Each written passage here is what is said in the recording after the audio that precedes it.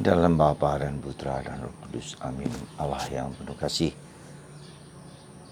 kami kau ingatkan sekali lagi bahwa kami harus semakin berkualitas dalam iman, dalam harapan, dalam kasih kami kepadamu dan sesama. Bantu kami untuk semakin lebih mendalam, lebih merasuki, lebih meresapi bahwa iman kami itu adalah iman yang hidup, yang bertumbuh, yang berkembang dalam jatuh dan bangun. Terpujilah namamu kini dan sepanjang segala masa. Amin. Para saudaraku terkasih dalam Kristus, Yesus hari ini mengingatkan kita bahwa kita tidak cukup hanya menjalankan secara kewajiban seperti orang Farisi dan ahli Taurat, kewajiban agama mereka sebagai mana biasanya. Kita diajak untuk masuk lebih dalam, lebih memasuki, dan panggilan untuk semakin meresapi nilai-nilai penghayatan kita. Ya. Maka Yesus hari ini mengatakan kalau hidup keagamaanmu tidak lebih besar, tidak lebih dalam, tidak lebih tinggi daripada hidup keagamaan orang-orang Farisi dan ahli Taurat, maka kamu tidak akan masuk dalam kerajaan surga. Jadi ini suatu tantangan dan suatu panggilan, ya, panggilan kehidupan kekristenan kita, bahwa kita diajak sungguh-sungguh untuk tidak terbatas kepada sesuatu yang lahir, ya, suatu hukum, suatu peraturan, suatu kewajiban belaka, tapi memasuki suatu relasi personal dengan Yesus. Dalam jatuh dan bangun, dalam interaksi dengan problem-problem kehidupan yang kita hadapi setiap hari. Entah itu dalam kegagalan, entah itu dalam keberhasilan, entah itu dalam kesulitan, entah itu dalam masalah, entah itu dalam salib.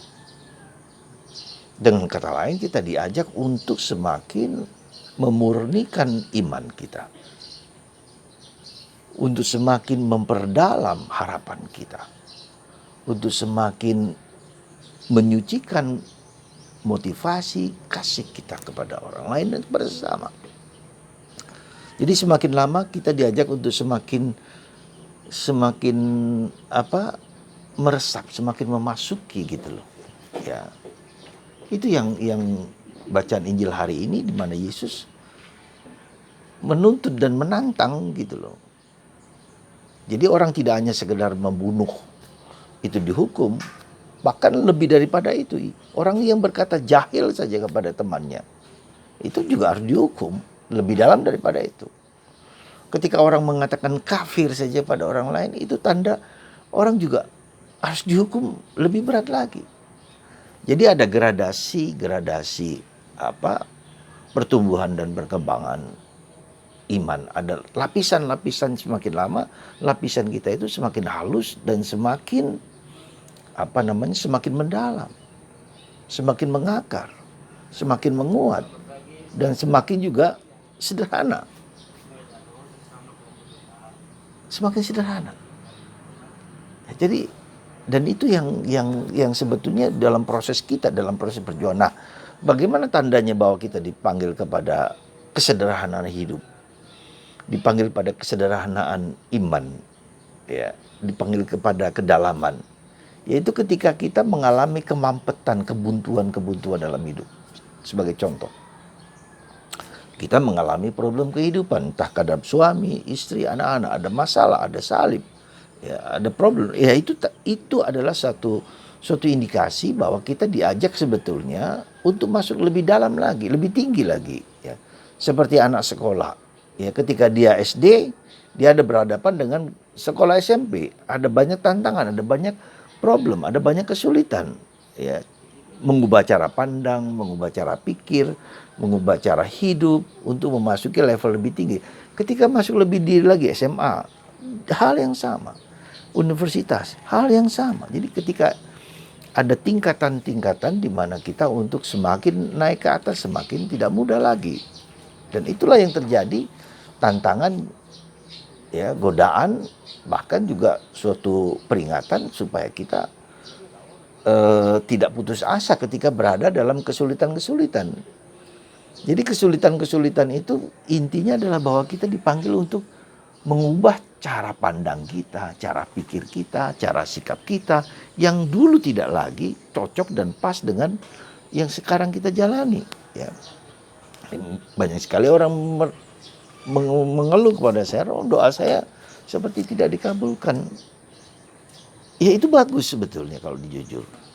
Itu bagus, itu sesuatu undangan bagi kita untuk melihat bahwa, oh, yang cara lama, sikap lama tidak tepat lagi digunakan untuk cara yang baru, untuk kebutuhan yang baru. Ya. Jadi itulah yang Yesus katakan ketika anggur, ya, tidak bisa ditempatkan di apa namanya, tempat anggur yang lama, harus tanah yang baru. Nah, demikian juga suatu proses perubahan-perubahan yang terus-menerus yang harus kita usahakan.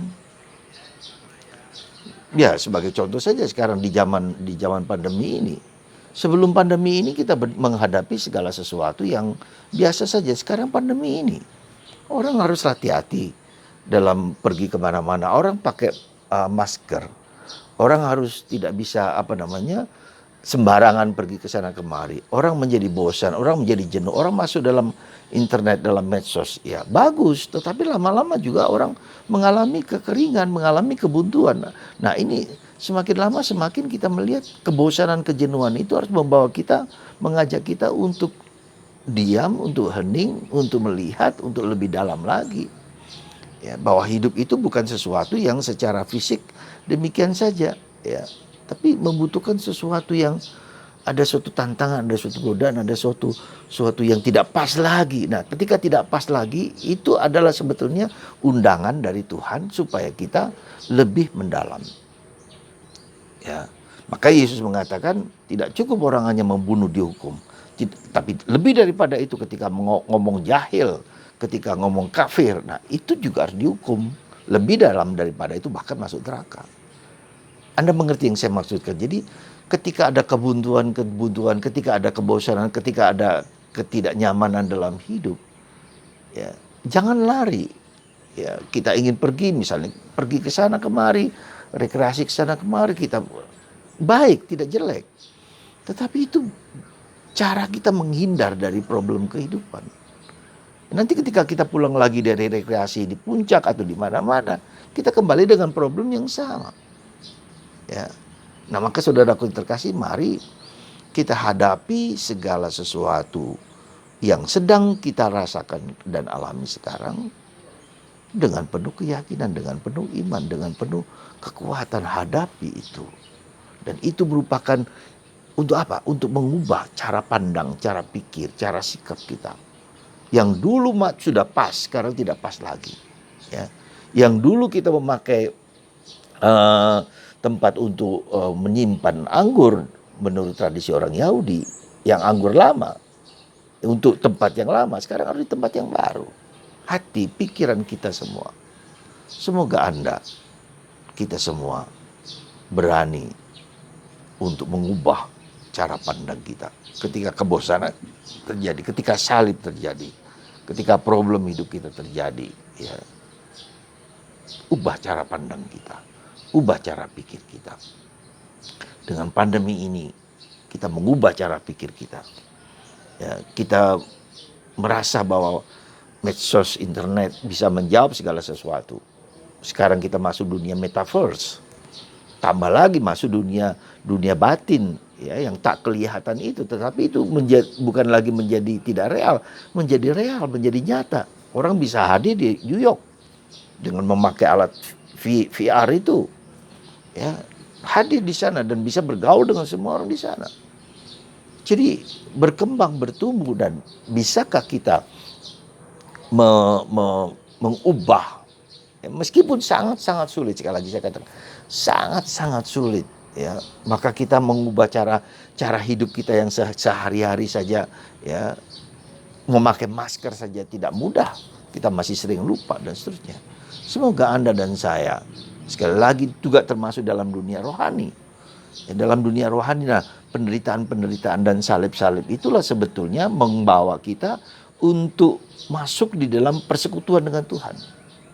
Ya, jadi pertobatan itu adalah memasuki dunia Allah, dunia pikir Allah. Bukan aku yang ku kehendaki, tetapi saya memasuki apa yang Tuhan kehendaki dari diriku. Dan itu bukanlah yang mudah, bukanlah yang gampang. Maka di tempat ini di Pematang Siantar, ya Pematang Siantar ini di rumah retret Maria Bunda Karmel yang cukup indah dengan pepohonan-pepohonan yang menarik. Kami sedang mengadakan rapat juga, rapat 3 tahunan membicarakan kehidupan kami bersama.